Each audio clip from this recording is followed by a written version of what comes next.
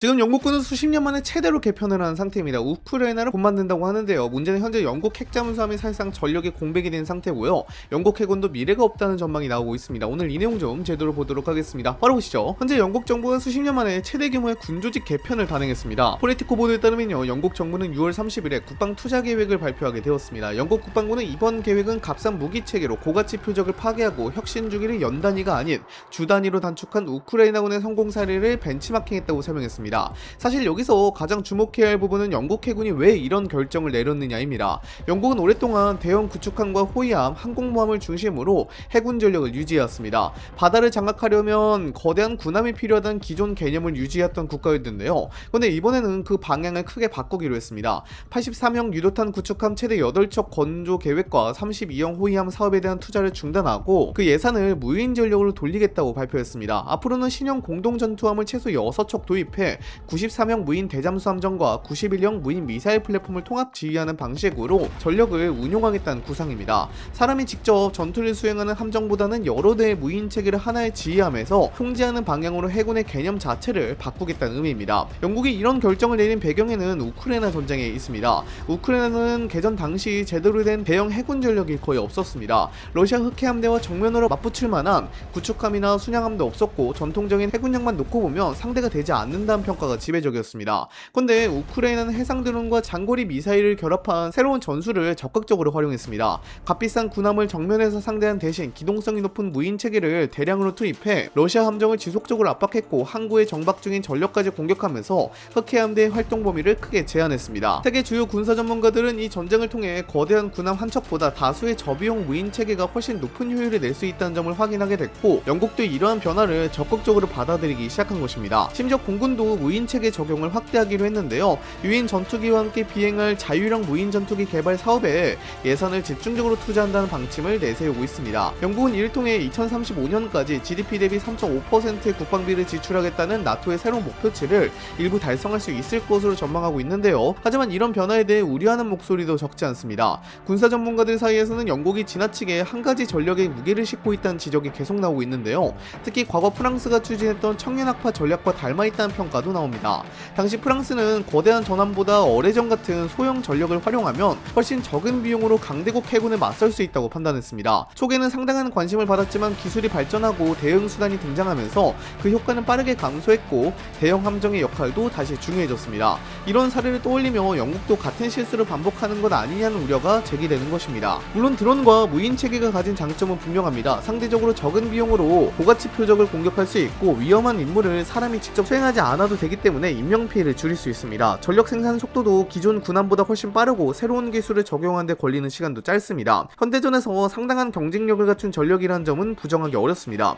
다만 전쟁은 항상 대응 기술과 공격 기술이 함께 발전합니다. 전파 교란 능력이 향상되거나 인공지능 기반 요격 체계, 레이저 무기, 전자전 기술이 더 발전하면 현재 드론 전술도 이전만큼 위협적이지 않을 수 있습니다. 그렇게 될 경우 무인 체계에 지나치게 의존한 전력 구조는 예상보다 큰 약점으로 돌아올 가능성도 있습니다. 이 때문에 많은 전문가들은 미래 전장을 준비하더라도 구축함과 호위함 같은 전통적인 해군 전력을 일정 수준 이상 유지해야 한다고 강조하고 있습니다. 새로운 무기를 적극적으로 도입하는 것과 기존 전력을 안정적으로 유지하는 것은 서로 대체하는 관계가 아니라 함께 가져가야 할 과제라는 분석이 힘을 얻고 있습니다. 실제로 영국 해군이 직면한 위기는 전력 재편만으로 설명하기 어렵습니다. 더 심각한 문제는 영국 해군의 핵심 전략 자산인 핵 잠수함 전력이 사실상 정상적으로 운용되지 못하고 있다는 점입니다. 군사 전문 매체 오펙스 360은 지난 6월 28일 영국 해군이 작전 지침상 유지해야 하는 공격형 핵잠수함 전력을 단 한 척도 임무에 투입하지 못하고 있다고 보도했습니다. 기술적인 결함과 정비 일정 지연이 겹치면서 가용 전력이 모두 항구에 묶여있는 상황인데요.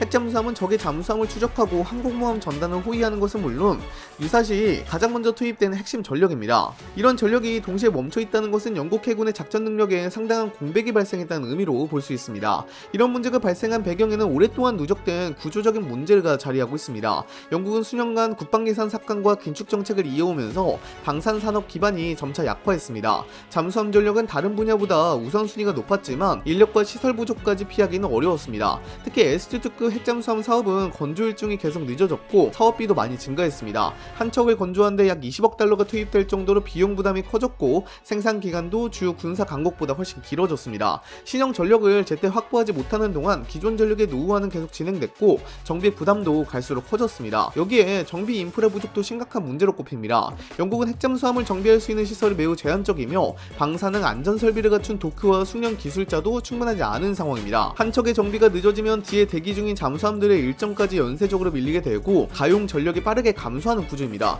영국 내부에서도 이런 문제를 오래전부터 경고했습니다. 영국 국방부 핵정책 책임자를 지낸 필립 마티아스 예비역 해군 소장은 영국의 핵잠수함 프로그램을 관리할 역량 자체를 잃어가고 있다고 강하게 비판했습니다. 장기간 이어진 관리 실패와 인력 양성 부족이 누적되면서 함대 가동률은 계속 하락했고 영국 해군의 전략적 신뢰성에도 적지 않은 영향을 주고 있다는 평가가 이어지고 있습니다. 먼저 짚고 넘어갈 부분이 있습니다. 영국 해군의 전력 공백은 영국만의 문제가 아닙니다. 가장 크게 반길 국가는 러시아라는 분석이 적지 않은데요. 영국은 오랫동안 북대 서양에서 러시아 잠수함의 움직임을 감시하는 핵심 역할을 맡아왔습니다. 특히 그린란드와 아이슬란드, 영국을 잇는 이른바 GIUK 갭은 러시아 잠수함이 대서양에 진출하기 위해 반드시 거쳐야 하는 전략적 요충지로 평가받고 있습니다. 냉전 시기부터 나토가 이 해역을 중요하게 관리해온 이유도 여기에 있습니다. 영국의 공격형 핵잠수함들은 이 지역에서 러시아 잠수함을 추적하고 감시하는 임무를 수행하며 나토의 대잠수함 작전을 뒷받침해왔습니다. 그런데 현재처럼 영국의 공격형 핵잠수함 전력이 제대로 출항하지 못하는 상황이 이어진다면 이런 감시망에도 영향을 줄 가능성이 제기됩니다.